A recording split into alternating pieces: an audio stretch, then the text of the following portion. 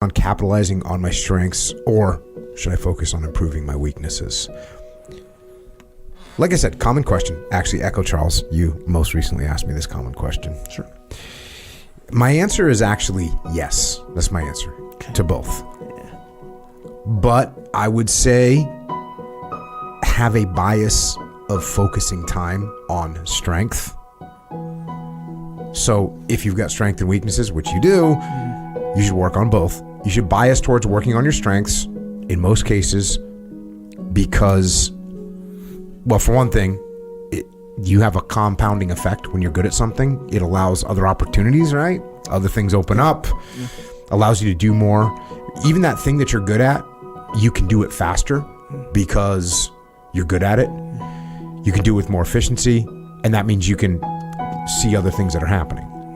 So that's good, and it's usually some kind of an exponential growth when you're doing something that you're good at. So we want to focus on our strength for sure, but that doesn't mean abandon your weaknesses. You shouldn't give up on them. You should still work on them. But let's say you're great at writing.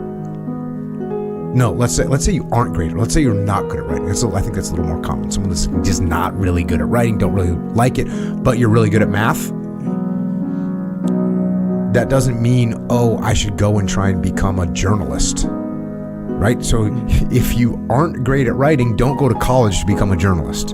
That's not a good move. Yeah. If you're good at math, not good at writing, go be an engineer. Go be a computer scientist. Do something that is gonna capitalize on what you're good at.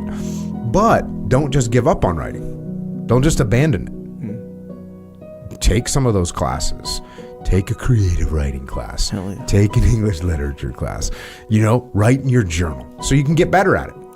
Because it is a skill that you're going to need. Even if you're just in a complete math-oriented world, you're still going to have to write. You're still going to have to write. Even if you're writing, if you're a scientist, you're going to have to write an application to get a grant or whatever. Yeah. I'm totally talking about things I don't know about, but I know that those people get grants. Yes, I know you sir. got to write an application to get a grant. Yeah. So therefore you're writing, so you should try and get good at it. Same thing if you're naturally like a lean endurance athlete, if that's what you kind of naturally are, you shouldn't be like, oh, I'm going to now my goal is to become a power lifter. Because chances are you're going to top out and you're going against nature. Yeah. Right? You're naturally lean, naturally have slow twitch fibers. So that doesn't mean, so don't go try and become a power lifter, but that doesn't mean you should never lift, right? You should want to be strong. Now listen, if you're an Olympic marathon runner, you're probably not going to be lifting a bunch. At least not upper body, right? I don't think they lift.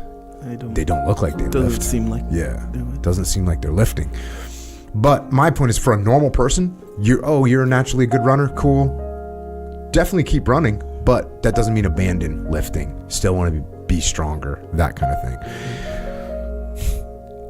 And there are also things that if you're not good at them, they're so important that you actually have to do them anyways. So, for instance, the jiu-jitsu. Sure. Let's say you wrestled, and when you grow up, you're wrestling, so you hate being on the bottom, you don't want to be in your back, so you have no guard.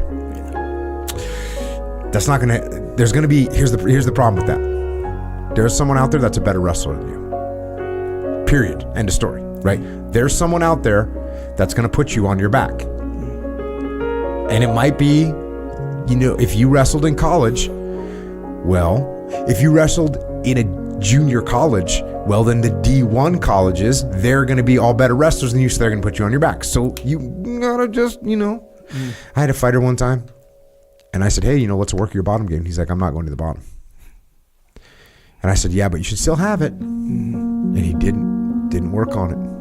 And he got beat, grounded and pounded for 3 rounds. Taken down each round, and he was a guy that was really hard to hold down.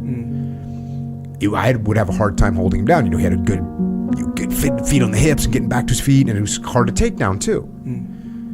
But got taken down 3 rounds, and didn't have his timing, didn't have his, you can learn some tricks down there of how you're going to get back up. Yeah.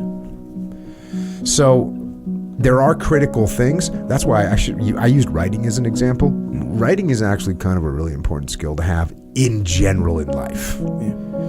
If you can't write well, you can't even really put together a good application to apply for a job. Never mind a grant.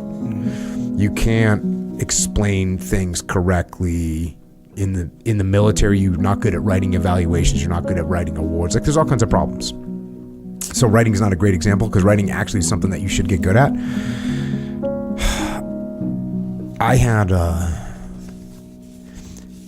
I didn't really like being on the bottom very much in jiu-jitsu when I started. Yeah.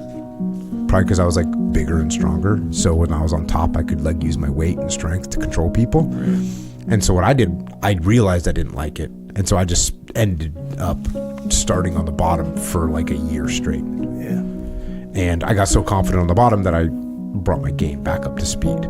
So that's a positive thing, because if you're not good on the bottom, what happens when you get put on the bottom?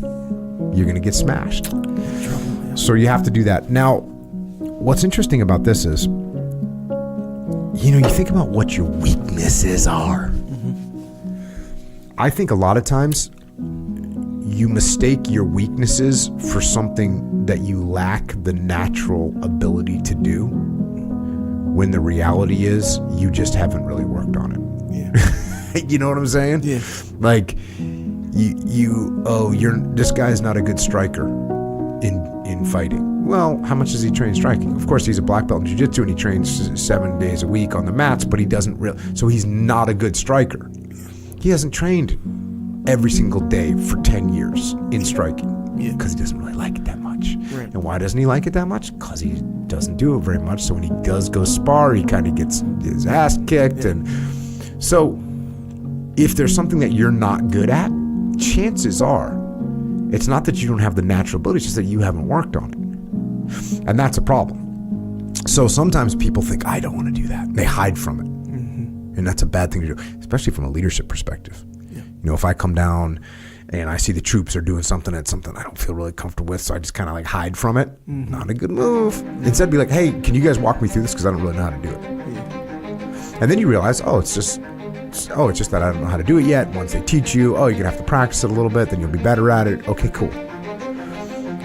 But taking that step to go and get into something is important.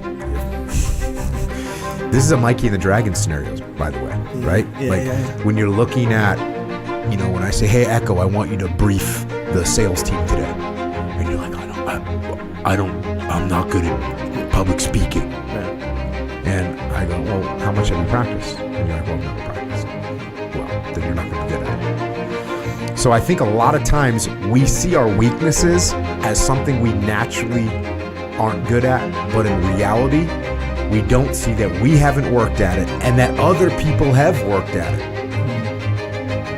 How'd that person, I'm not good at squats. Well, how much are you squatting? I don't have a good, I don't have a good bench. How much bench press are you doing? So that's the reality, is I'm not a good runner. How much are you running? Well, what are you doing? Now listen, there's people that you're not going to be an exceptional runner. You're not going to have an exceptionally strong bench. You're not going to have an exceptionally strong squat. But just about everybody can be pretty good. You know what I'm saying? I shouldn't say just about everybody. With the right amount of work. You know what's interesting? I'm not good at anything. I'm not good at anything. But I do, an interesting thing that I do have is I have like good mobility in my squat position.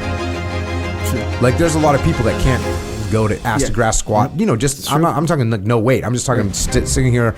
Just squat down all the way comfortably and be able to sit there like that. Yeah. I know people that are more flexible kind of universally than I am, but they can't do that. Why? Because they don't ever get in that position. So if you get in that position and you sit there, you'll open up your hips, you'll improve your flexibility in your ankles, blah, blah, blah. So I say, yes, work on both. That's my answer. Yeah, there's two. To your question. So this kind of you're helping me make sense of it all, because I kind of see it as, so certain things that you're naturally good at, there's kind of two little categories in there, where it's like one that you're kind of just natural, like let's say you're fast twitch muscles, you're gonna be better at certain physical activities than others, right? That's like you're naturally good at it. Then there's another kind of natural ability that seems natural, and technically it is, but it's because you've been put in certain environments that sort of give you this proxy training for the certain things. So like, let's say you're a farmer or someone who bales hay or lifts up, does a lot of physical stuff just through work, and then you go do something else that's physical in a different way but similar, some overlap there or whatever, and you're going to be ahead of like the normal person. So it's like, oh, this came natural to him. It's like, well, because he spent freaking 15 years doing this other thing that's similar, The really good obvious example of that is water. Being comfortable in the water. Anyone that grew up in the water, whether they lived by a lake, lived by the ocean, they surfed, they were on the swim team, they played water polo, those people are comfortable in the water. Anybody that grew up where there's no water, they didn't swim, they're a disaster in the water. And it takes a lot of work for them to overcome that. And you see this all the time in basic SEAL training. People that grew up in the water, they don't have any problem with the water evolutions. Like literally no problem. It's a rest for them. There's some people that are panicking on every single time they go do a pool evolution. And the pool evolutions are challenging. It's underwater knot tying, it's life-saving, it's 50-meter underwater swim. And anyone that grew up in the water, they consider those things to be a rest. They consider those things to be a rest. Easy round. And just like just about anyone that ran cross country in high school or certainly in college, they don't worry about those runs at all. They're like, oh, we got a 4-mile timed run today. They run a 4-mile timed run in 26 minutes, 25 minutes. The passing time is 32 minutes. There's a bunch of people that fail those things. Why? Because they're used to that environment. So yes, you're right. It may seem like, oh, this guy's naturally comfortable in the water. Yeah, the dude played freaking water polo, Of course he's going to seem natural in the water. And this other dude's from Iowa, grew up on a farm, had never ever his face in the water. Or you get like people who grow up in a big family, and then for some reason they're real like, they have certain personality traits that are conducive to other environments. So like, you hear about people, for example, they're in a big family and they got to kind of fight to be heard, So they're real tenacious in that way, and that sort of sets them up for certain other situations, So in a way, they got training.